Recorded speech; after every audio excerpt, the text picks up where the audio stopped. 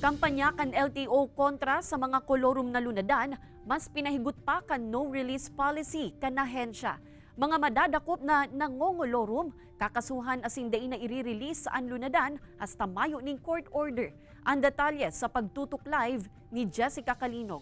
Jessica?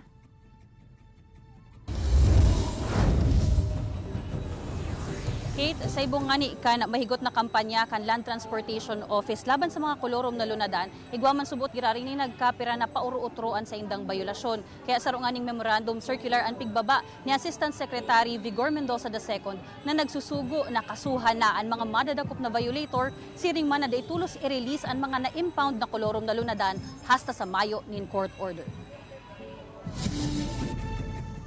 Sa impounding area na ini sa compound kan LTO Pili Extension Office, mahihiling an manibaybang klase nin bihikulo na an ibangani haros na luma na sa haloy na nakaparada. Sigun ki Frederick Torrecampo na yung namamayo kan opisina, pigkustodiya nindaan mga ini huli sa kolorum violations. Private ang registration kang sasakyan, pandua may mga pasahero na nag-a-admit na iniyo nagbayad sinda going from one place to another, and also mayo iniyong any certificate coming from the LTFRB na pwede sindang mag-operate, na mag-accept or magtaon ning service in exchange ning payment. Dugang pa ni Torrecampo, ang mga pribadong motorsiklo na naghahabal-habal, pati na ang mga tricycle na nag-i-enter town, konsiderado mang kolorum ang operasyon.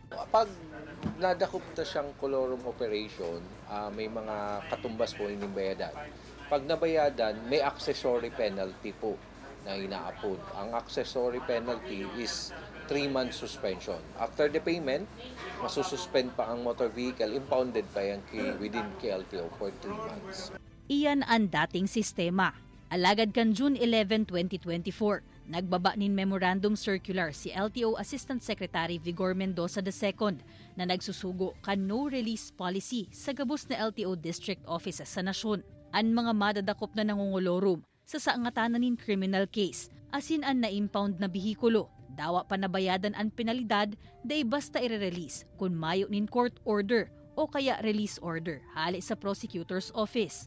Ang purpose naman nito kasi talagang siniseryoso yung anti-kolorum drive na sinasabi ng aming Assistant Secretary na hindi lang siya administrative offense kundi criminal offense under the Public Service Act. Bottom line here is dapat walang nagbabiolate. So that this serves as a warning. Kaya man subuot akomodaron kan LTO district offices sa rehiyon an impounding kan mga kolorum na lunadan. Urog na tabako naman siring kan dati kadakol an mga nangongolorum. Ang mga unclaimed kolorum vehicles man, makalihis an anom na bulan, pwede nang i-dispose kan LTO, basado sa ley.